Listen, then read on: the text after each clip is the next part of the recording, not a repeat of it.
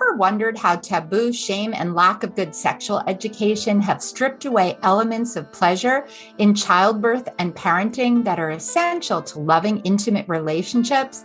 Join me for another episode of Orgasmic Birth Podcast, Pleasure in Pregnancy, Birth, and Parenting, as we break down and heal barriers and open the door to more love and intimacy in birth and life.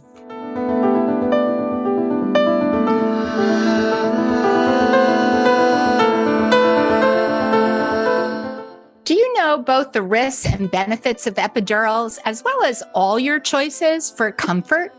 I'm always surprised by how many people don't have all the information they need to make informed choices for their pain relief and comfort in labor and birth. In my doula workshops and childbirth classes, epidurals are the constant offering of them in hospitals with the lack of more options are always a hot topic. Today, I am really honored that my guest is Henci Goer, and she's here to provide us with insight, science, and information that you need to help you make the best decisions about comfort for you and your baby. Hi, I'm Deborah Pascali-Bonaro, founder and director of Orgasmic Birth and host of the Orgasmic Birth podcast. So where do I begin? There is truly so much to share with you about Henci. First of all, she's a friend and a colleague. She started out as a Lamaze teacher and doula. Henci's life work soon became analyzing and synthesizing the obstetric research in order to give pregnant women and birth professionals access to what constitutes optimal care in childbirth. She's the author of 3 books: Optimal Care in Childbirth, The Case for a Physiologic Approach, with co-author midwife Amy Romano; The Thinking Woman's Guide to a Better Birth, and Obstetric Myth versus Research Realities. And Henci, your books have been on my bookshelves and part of my class throughout all my years as a teacher and doula. In addition, she's written numerous blog posts and articles and given lectures around the world. In recognition of her work, she has received, among others, the American College of Nurse Midwives Best Book of the Year Award, Lamaze International's President's Award, Dona International's Klaus and Kennel Research Award, a Lifetime Achievement Award from Bold Atlanta, and the Media Award from the American Association of Birth Centers. The Take Charge of Your Birth series, short books on single topics to help women make informed choices and obtain optimal care for themselves and their babies, is a continuation of her work. Henci's newest book, Labor Pain, What's Your Best Strategy?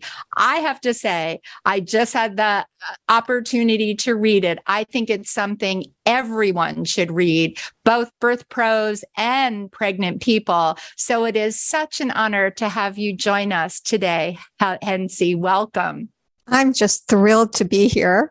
And it's really wonderful to get back together again with you, because we go back decades. Yes.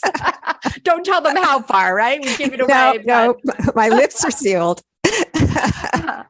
But your work has had an impact for so many of us. It's really given us the tools as doulas and educators to really understand, as you analyze the research for us, right? We call you the birth guru, giving us that data, but really helping parents as well. And, I've always been curious, how did you do that? What's your story that started you on this path? Okay. Well, we need to get into the Wayback Machine and go back to the birth of my first child, my son, back in 1974. And that was a perfectly uneventful vaginal birth to a healthy baby. And yet the experience left me I was depressed. I was very unhappy. I felt, unfortunately, unconnected from my son, which is something that lasted literally for months. And I thought it was well, what happened must have been for the best. So here were some of the things that were part of that birth. The first thing was that I had taken Lamaze classes and they were working really well for me. And I was talked into having an opioid because I didn't feel the need for it. And it actually didn't work very well for me. It just made me very dizzy and sleepy. And then I felt like I couldn't cope with contractions. And then I got to pushing, and I was trying to push flat on my back and not get anywhere. And I kept saying, if I could just get up a little further. And nobody did anything about that. And eventually I was talked into having what's called a caudal block, which is the dumbest anesthesia going, because it stops the pain, but it also sort of stops the pushing. So then I was taken into the delivery room and had a forceps delivery and a large episiotomy. And I really wanted to be with my son, but after just holding him for a few minutes, he was taken away for a mandatory 12 hours for observation. And because he was born at night, they didn't bring him to me until the morning, at which point I was hurting. I was exhausted. I just couldn't work up any emotion for him other than I thought he was cute. So I emerged from that birth feeling like I was very depressed. And I thought it was all my fault. I mean, I thought that was just me. You know, I can't cope with these things, until I was pregnant with the second child and started looking into, we were moving to California at that point, and started thinking about what I wanted and didn't want for this birth. And that's when I discovered that all of the things that had been done to me hadn't been necessary in my case. It was just sort of part of their routines.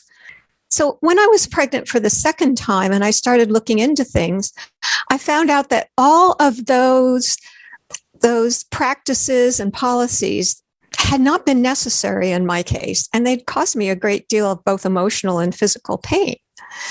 And so we were moving to California, and I went looking for and found a progressive obstetrician. And there was a new thing at Stanford where you didn't have to go to the delivery room for your baby. You could have your baby in the same room. And I found I had someone I now had a care provider who listened to me, who took what I had to say seriously in terms of making shared decisions. And it turned out, I had another uneventful labor and a healthy baby and a profoundly different experience. So it was actually the more difficult labor because she was posterior. That means instead of facing my back, which is the favorable position for getting through the pelvis, she was facing my belly, which can hold babies up and sometimes causes very painful back pain, which it did. However, in this case, when I got to pushing and it became very painful and I said, I don't think I can do this, everybody around me said, yes, you can do this. You're almost there. So they encouraged me instead of trying to give me drugs.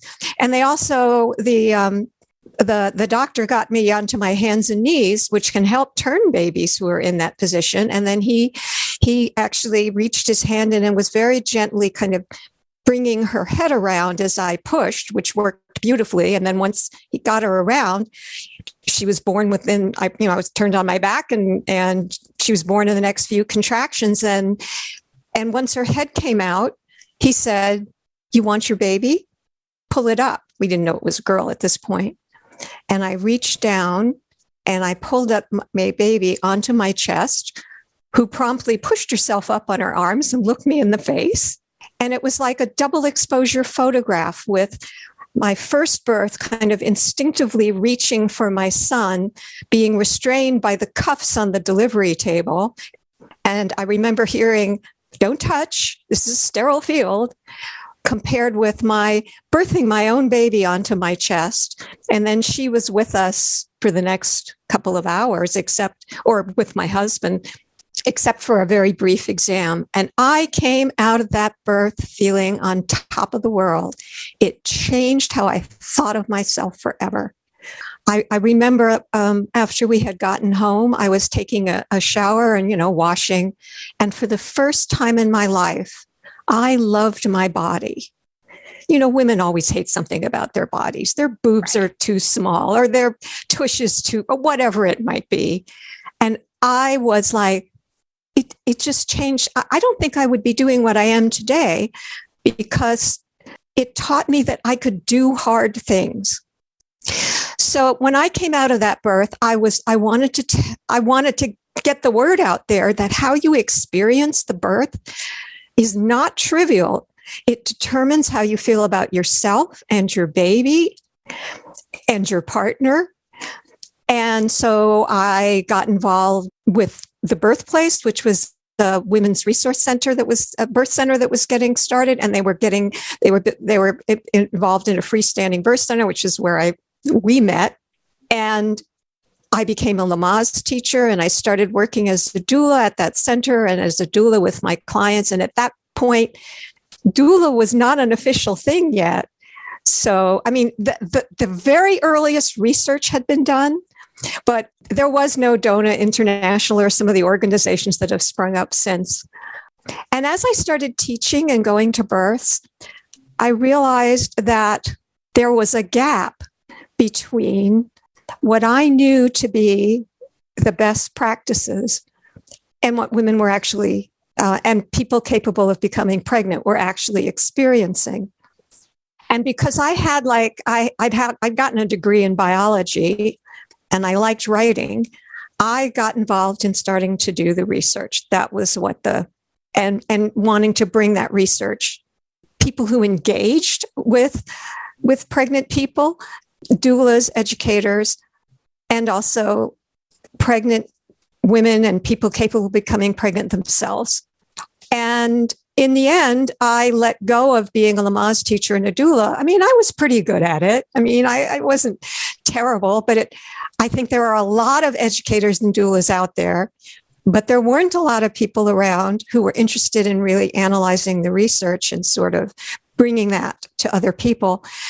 But my push has always been wanting to let pregnant women know that the decisions they made were extremely important and that they weren't necessarily getting all the information they needed to make informed decisions.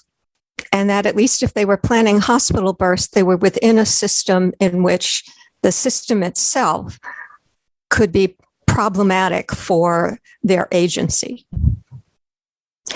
And 3 books later, I mean, I decided that to go for that niche because it would enable me to reach more people.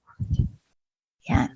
Thank you so much, Henci. I think I knew some of your story from years ago, but hearing it again today, and I'm sure for those listening, it really touched, how your first birth really created that disconnect and how your second birth was so different, right? And so connecting and powerful for you in so many ways. And, I'm so glad you do what you do because I'm sure you're here too. So many people have stories of their first birth creating more challenge or for some even trauma. And then the second time reaching for that information. So I know by you putting all these books out, it's helping people the first time have the information that they need. And in your newest book, you do such a great job. And I want to just start with people that are looking, going, how can I have a positive birth the first time so I don't have to go on that journey?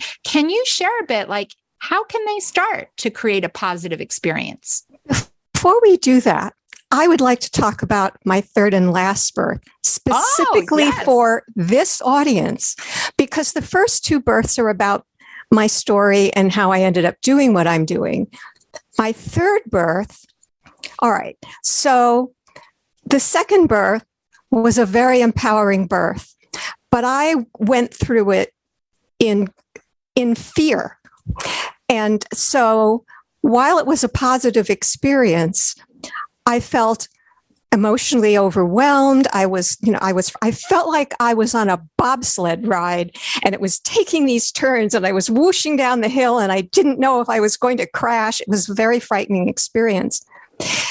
When I got to the third birth, I have an idea that every labor, if you're open to it, will teach you something about yourself. And the second one had taught me how strong I could be.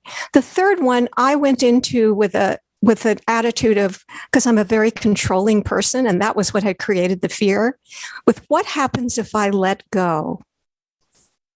And it was an extraordinary experience in the sense of it was spiritually transformational because I went through that birth. I had a bunch of people there.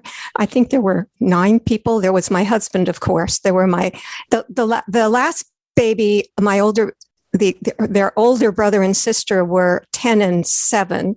Okay. So there was a big gap. So my children were there. The babysitter to look after the children and meet their needs was there. My dear friend, who was a Bradley teacher, by the way, had her 3-month-old baby in a backpack, was taking photographs. My very dear friend, may her memory be a blessing, Harriet Palmer, who was a nurse midwife who did home births, was there as a friend. The doctor, the family practitioner, hung out with us because he was also a friend. So I had this crowd and I was the queen. I stomped around.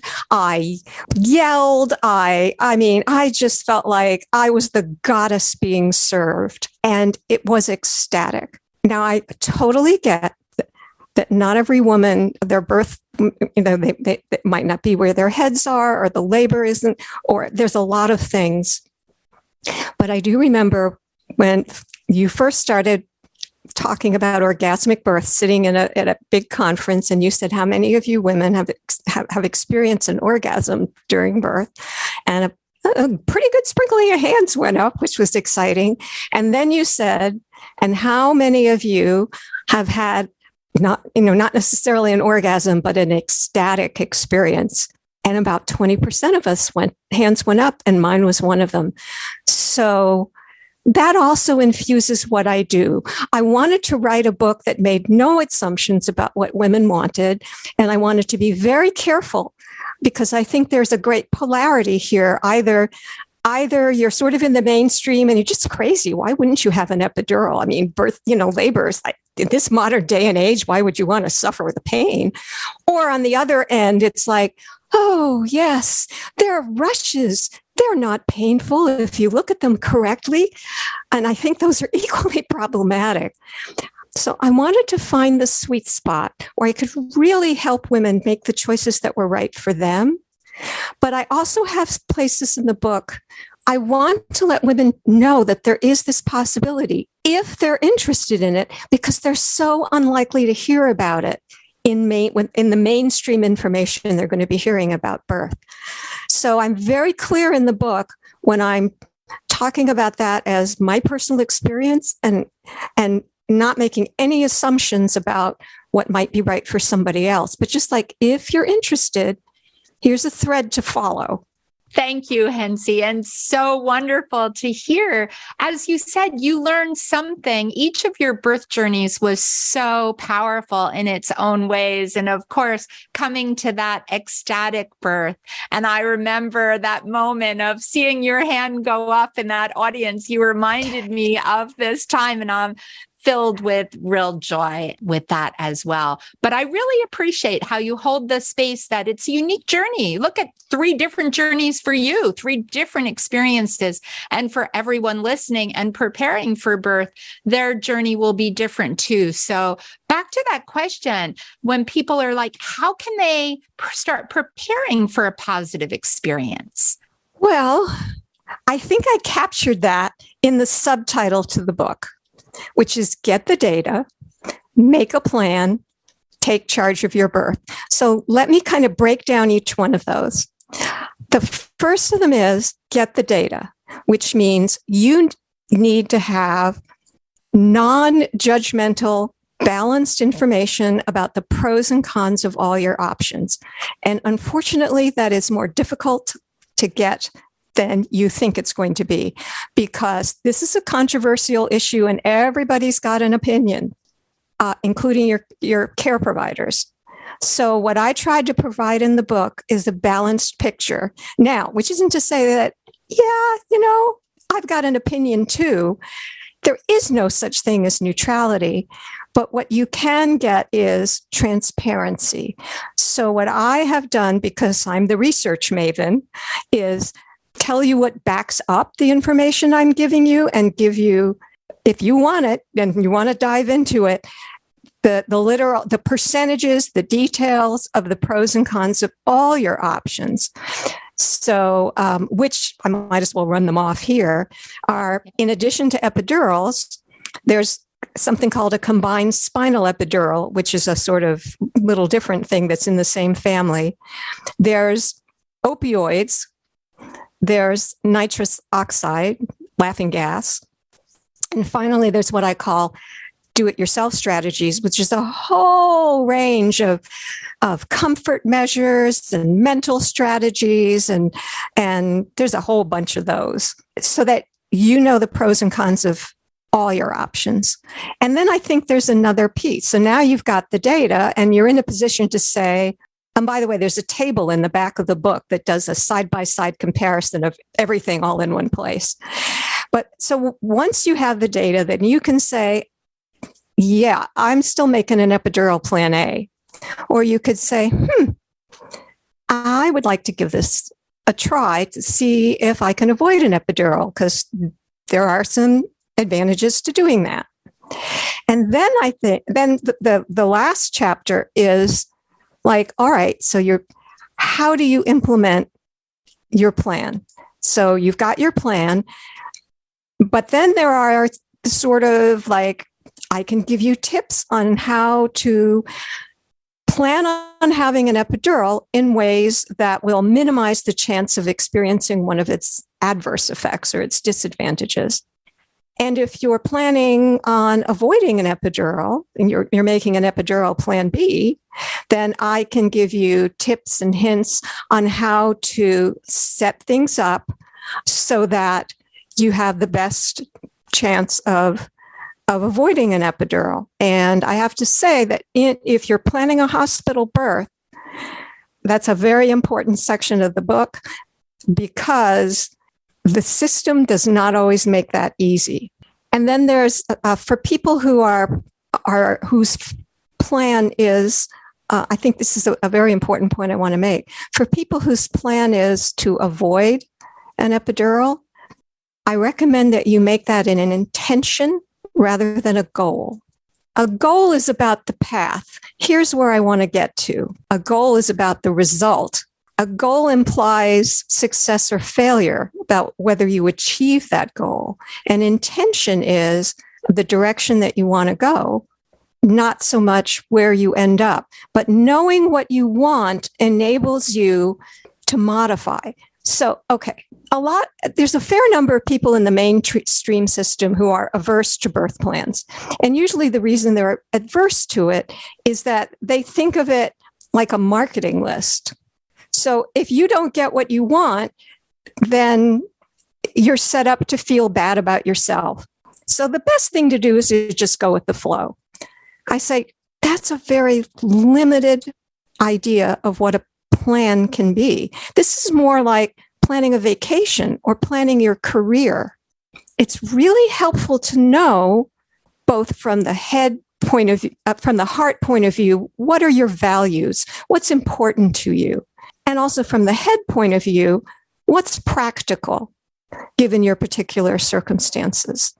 But if you know that, then you're in a much better position to adjust and adapt and to set the situation up to support where you want to go. Which brings me to the last item, which is take charge of your birth. Note, I'm not going to say control, because you can't control the birth. You can't control anything in life, but you can take charge, because you can have agency. And that's really what I'm after as the bottom line, in the sense that there's research to back this up, is that when pregnant people feel like the people around them are listening to them, they're full participants in the decision that was made, they have the ultimate decision-making capacity, they're respected, that is far more important than how easy or difficult the birth is. So that's what I want to get to. I want to help women take charge of their births. Beautifully said. I couldn't agree more, Henci, and how important that is. And I like that you differentiated too, depending on what you want in the hospital. The hospital may have different ideas, right? And just, having those intentions and that plan and having ways to navigate it will be so helpful. So can we start just with, if plan A is an epidural, and, that's a good choice for someone that has really looked at all those benefits and risks and all the alternatives you already shared. What are a couple tips you might say for them to help that to be a positive? Well, the first thing I would say is to find a care provider whose intention, I'll bring back my own word, is vaginal birth. Because I do believe there are a fair number, and they're not just obstetricians, although it's more likely to be one, who are indifferent to whether the labor ends in a cesarean or not. So you want someone, because what we know about epidurals, this is all very fuzzy, is there's a controversy over, do epidurals increase the likelihood of cesarean or don't they? And what I got to in reading that research is that one of the reasons I think that whether you have an epidural or not, you're likely to have there's a high cesarean rate, like 1 in 3. That's my definition of high in this country, is because even if you don't have an epidural, you're very likely to have a cesarean. So I would come down, and I discuss this in the book, I'd come down on, yes, epidurals can increase the cesarean rate.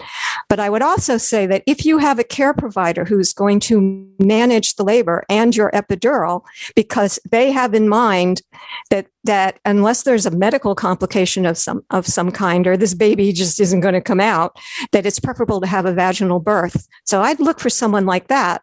And then you are more likely to have a spontaneous vaginal birth. Okay.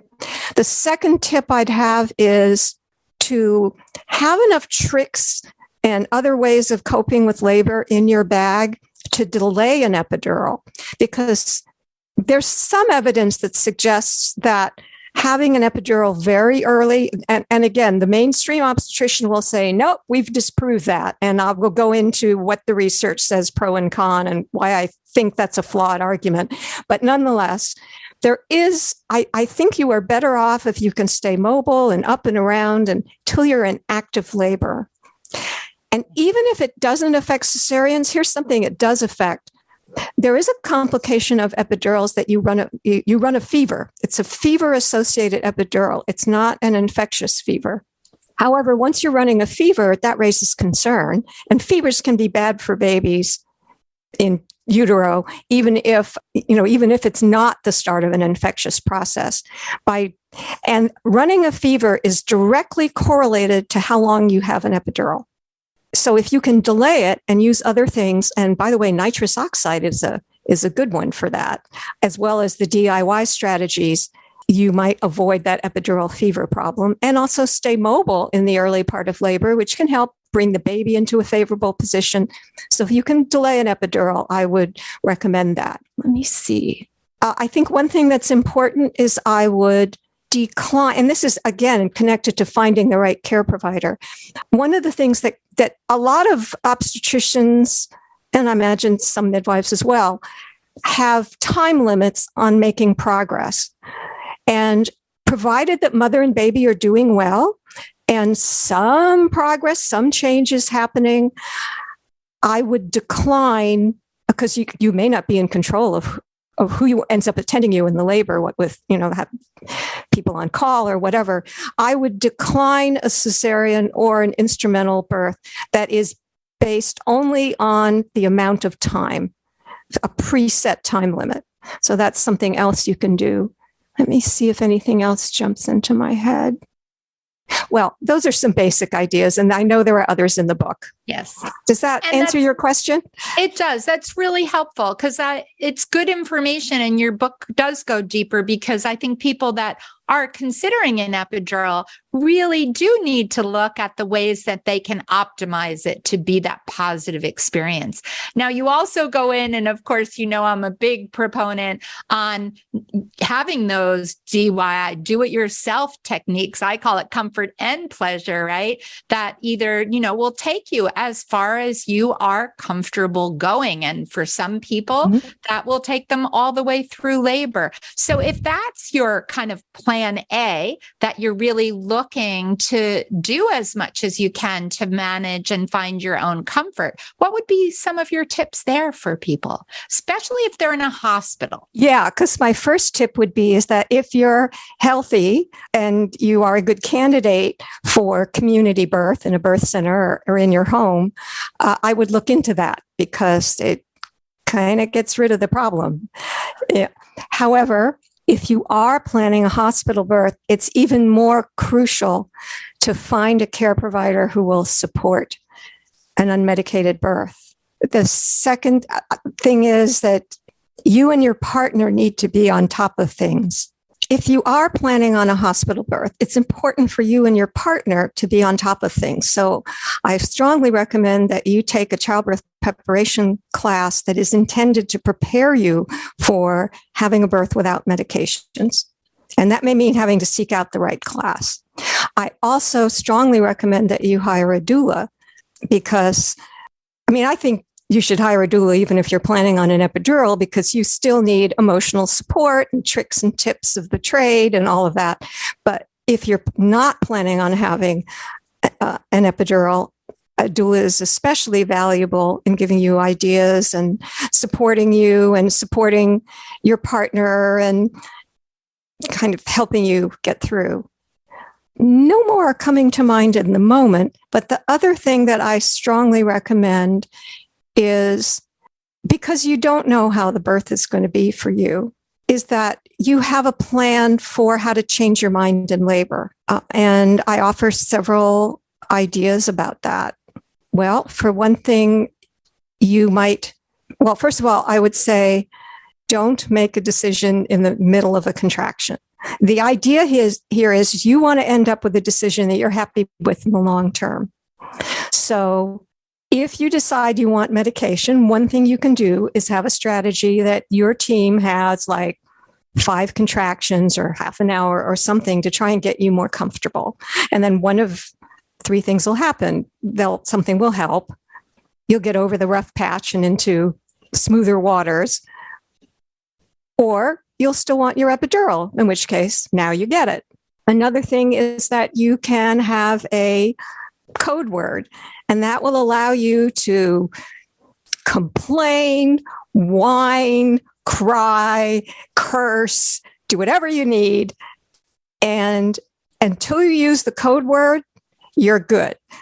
And the reason I suggest that is very often partners in particular can get very concerned by seeing someone they love in pain, and they want to fix it and make it better. Okay. So this creates that space where you can do whatever you need to do. And that's exactly what I did in my 3rd labor. I think they heard me over in the hills in Stanford, but it was great. I even use some words I don't normally use. But anyway, so that you can behave as you need to do. So important, right? I love that, Henci, right?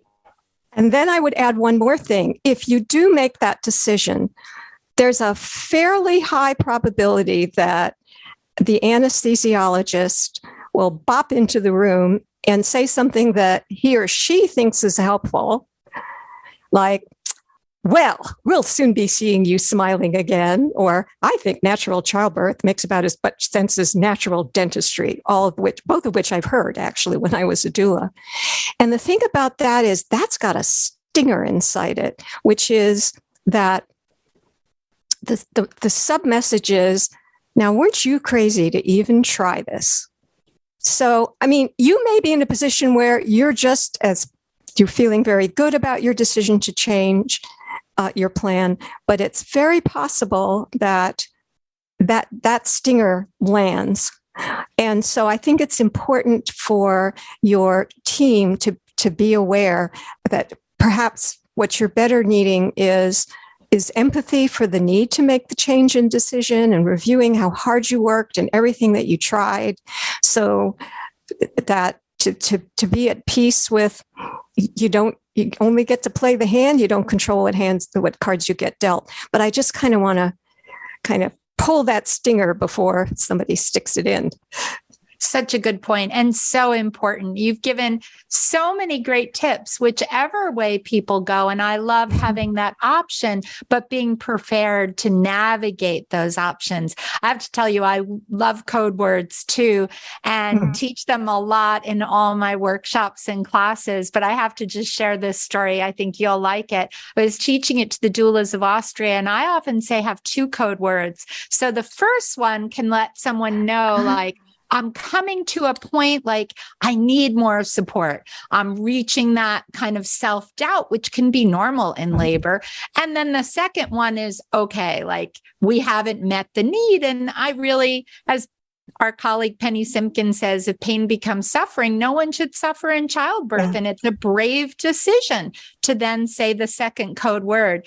So this doula I told her clients that, and her clients' two code words were amazing grace. And in the real hard part of labor, she was on a birth ball rocking. And as you said, you just let those sound out it just feels so good to release the energy. And she was screaming, amazing.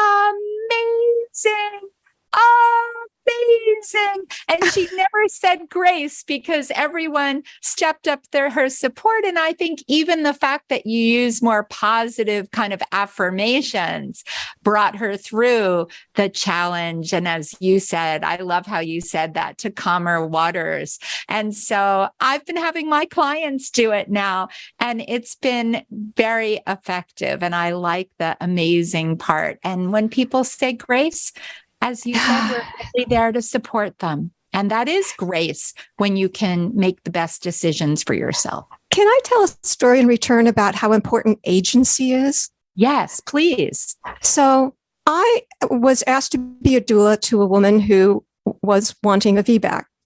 And she told me about her first birth. And it was a very long labor, and it wasn't progressing, and the temperature was going up, and there were then the heart rate was starting to get a little, and she agreed to a cesarean. Now, I'm sitting here with my, that sounds like a good call. But she felt devastated by that decision and was very negative about it. So she wanted her VBAC. And her obstetrician was saying, "You're a very tiny woman. I think this is a 10-pound baby. But yeah, if you want a VBAC, we'll do it." So get to this labor, and she labored for quite a while, and there was no progress. I mean, I don't think she even got into active labor. And they came in and said, they handled it right. Definitely you can keep laboring, but we're just not seeing what we would want to see. And we do think this is a very big baby. And she agreed to this cesarean, but it was totally her choice. There was no pressure. And then the nurse did something that was absolutely wonderful. She said, they kind of brought in the wheelchair, to take her into the delivery room. The nurse said, "Would you like to walk into the delivery room?" And she said, "Yes, I would." And she had her cesarean, and it was a big baby. And she felt so good about that whole process, because people, even though the first one was like, "Oh yeah," and the second one was like, it was because it was fully her choice, no pressure. And because that nurse had done that one thing that said, "You're in charge," it made all the difference in the world. Beautiful story. Thank you so much for sharing, Henci, and for all your work, because that's what you're doing. Your book, and especially your newest book, I truly hope everybody listening will run out to get a copy, because that's what it's about. Having the knowledge is power, the information you need to make those decisions, and then to find the team that's going to honor and respect you and bless that nurse, for the little gestures that are huge gestures and helping people have that autonomy and agency. Yeah. So I know everybody's like, where do I find you, Henci? Can you share where your website, Instagram, how do we get a hold of a copy of your book?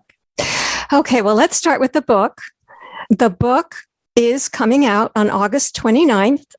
It's actually, you can pre-order it right now if you're interested in an ebook. But the paperback will be out on August 29th. And hopefully the audiobook, which I have to say is narrated by my daughter, who just happens to be a professional audiobook narrator. She's got over 200 books, including for big publishing houses that she's narrated for authors. And now I'm added to her list. But anyway, the audiobook may not be available on the 29th. There may be a few days delay before it's available. And I'll add too that if you are interested in the audiobook, there'll be a link to a PDF that has the illustrations and the photos and some graphs. And it also has some of the text from the more complicated that might be a little difficult to follow if you're listening on audio. So if you're interested in that experience, you can get an audiobook too. So 29th or shortly thereafter. And where do we go? Amazon for the book. As for me, you can come to my website at hencigoer.com, and you can sign up there you can subscribe to my email list. I send out a roundup newsletter once a month of items that I think are interest to birth professionals or pregnant people. I've just started being on Instagram. This is like brave new waters for me. My Instagram is Take Charge of Your Birth. And I have a Facebook page, which is also Take Charge of Your Birth. Well, thank you. I hope everyone that's listening will connect with you in one or many of those places. And for everyone listening, we look forward to your feedback. Please rate us, leave a comment. We'd love to hear your nuggets that you're taking away. You can tag both Henci and tag us at Orgasmic Birth on Instagram. Take Charge of Your Birth and Orgasmic Birth, and tell us what you took away from this conversation. Thank you so much, Henci. Thank you, Deborah. It was just wonderful being with you, and thank you for giving me the opportunity. You're welcome. And look forward to everyone joining us for our next episode of the Orgasmic Birth Podcast.